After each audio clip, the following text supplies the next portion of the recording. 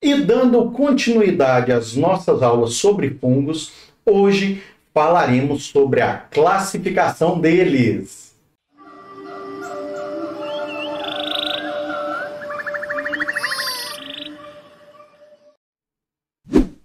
Olá, querido aluno, querida aluna do canal Biologia e Tal. Sejam bem-vindos a mais uma videoaula.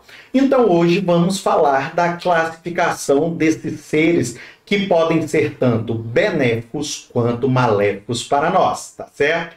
E é o seguinte, o reino Fungi pode ser subdividido em Mixomicota e Eumicota. Quando eu falo para vocês Mixomicota, eu estou me referindo aos fungos que têm aspecto gelatinoso. São aqueles fungos gelatinosos e às vezes são intensamente coloridos. Eles não possuem parede celular e, em determinado estágio de sua vida, são constituídos por uma massa citoplasmática multinucleada do tipo plasmódio. São, portanto, fungos cenocíticos sem hifas. Em outras fases de sua vida, lembram protozoários flagelados e ameboides, ou seja, as amebas. Vivem em matas úmidas e sombreadas, sobre folhas caídas e troncos apodrecidos.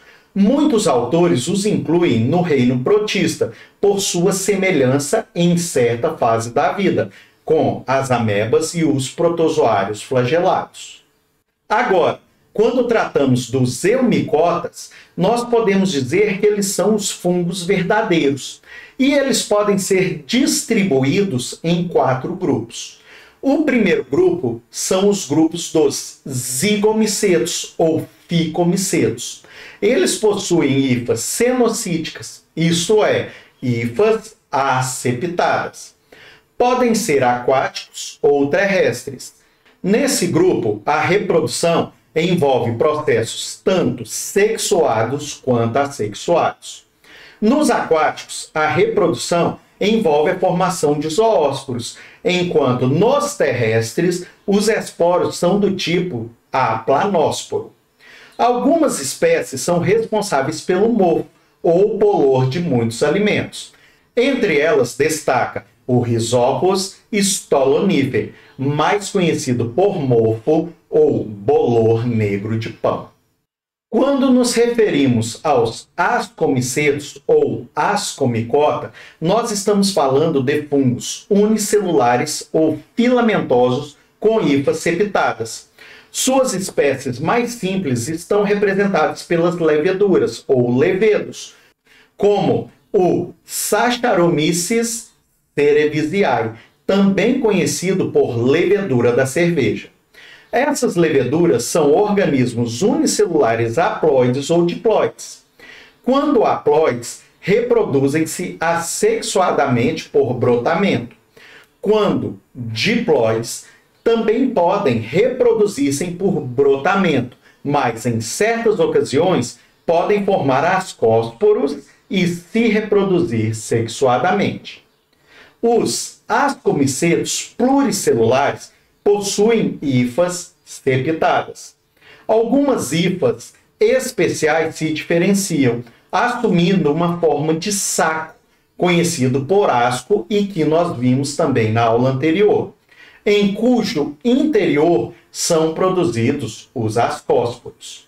O conjunto dos ascos de um micélio recebe o nome de ascocarpo ou ascoma, que é um corpo de frutificação. No grupo dos ascomicetos, existem espécies que, além dos ascósporos, também produzem conidiósporos. Por exemplo, com as espécies dos gêneros Penicillium e Aspergillum. No gênero Penicillium, encontram-se espécies produtoras de antibióticos, como Penicillium notatum, produtor do antibiótico penicilina, e espécies utilizadas na fabricação de queijos famosos, como Penicillium roquefort e o Penicillium camembert, utilizados respectivamente na fabricação dos queijos Roquefort e Camembert. No gênero Aspergillus estão algumas espécies que produzem bolores marrons ou verde azulados, comuns no pão, nas frutas e em outros alimentos.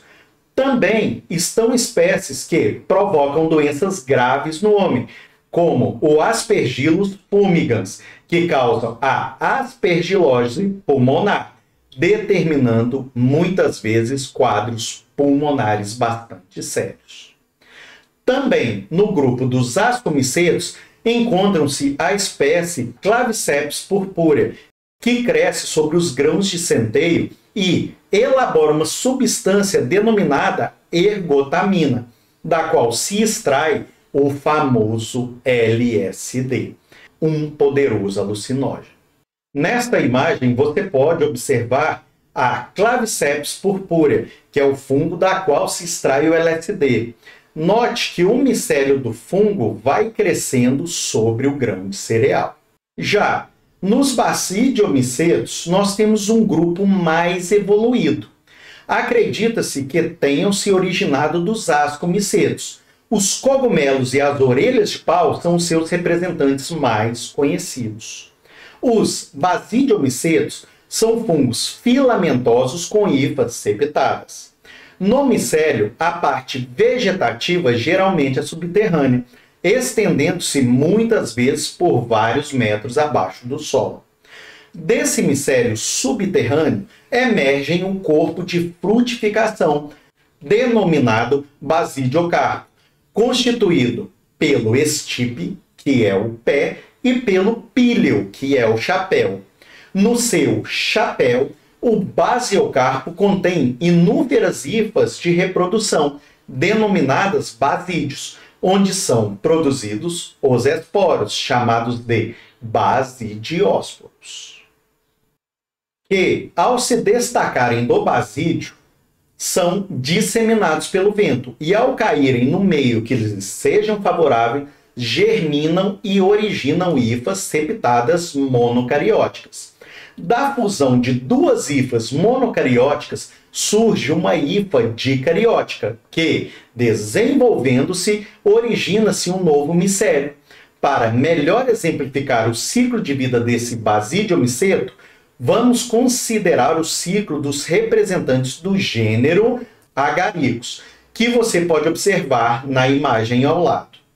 Quando falamos de um ciclo de vida de um basidiomiceto, nós temos que lembrar o seguinte: no basidiocarpo, os basídeos localizados na face inferior do chapéu formam os basidiósporos, que, ao se destacarem e caírem no solo rico em substâncias orgânicas, originam os micélios subterrâneos, que são constituídos por hifas septadas monocarióticas. Da fusão de duas hifas pertencentes a micélios diferentes, ou seja, nós chamamos isso de heterotalismo, surgem hifas dicarióticas. Essa fusão de duas hifas tem o nome de plasmogamia. Do micélio subterrâneo constituído por hifas dicarióticas, vai emergir o basidiocarpo, ou corpo de frutificação. Em hifas especiais desse basidiocarpo, isto é, nos basídeos, os dois núcleos haploides se unem, ou seja, a cariogamia, formando um núcleo diploide, que, após sofrer uma meiose, dará origem a 4 basidiósporos haploides. Entre as muitas espécies de basidiomicetos, podemos destacar o Acaricus campestre, que é uma espécie comestível, também conhecida por champignon.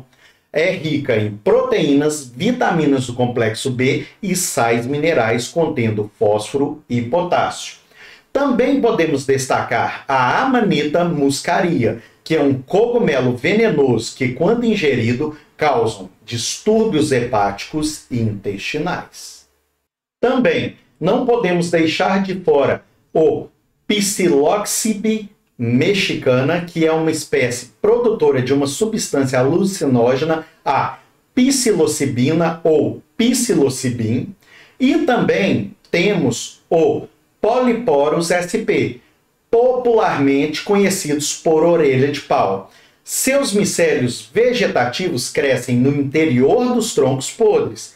O corpo de frutificação se apresenta sobre a forma de uma grossa lâmina semicircular.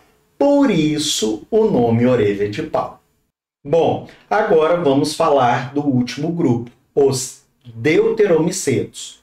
Os deuteromicetos, ou fungos imperfeitos, são aqueles de que não se conhecem modalidades sexuadas de reprodução. Muitos fungos foram inicialmente classificados como deuteromicetos, mas, ao serem descobertos processos sexuados durante sua reprodução, foram reclassificados e incluídos em outros grupos. Nesse grupo são encontradas diversas espécies patogênicas para o homem.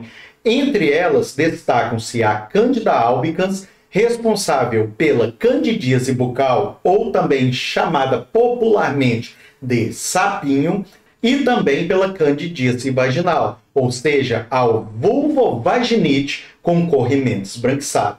Bem, pessoal, espero que vocês tenham curtido mais esta videoaula, e se curtiram mesmo, não esquece de assinar a chamada, deixando aquele like, e também, se quiser dar continuidade aos seus estudos, assista um dos vídeos que vão aparecer aqui na tela, beleza? Obrigado a você que assistiu esse vídeo até o fim, um grande abraço a todos, fiquem com Deus e até a próxima videoaula. Tchau, tchau!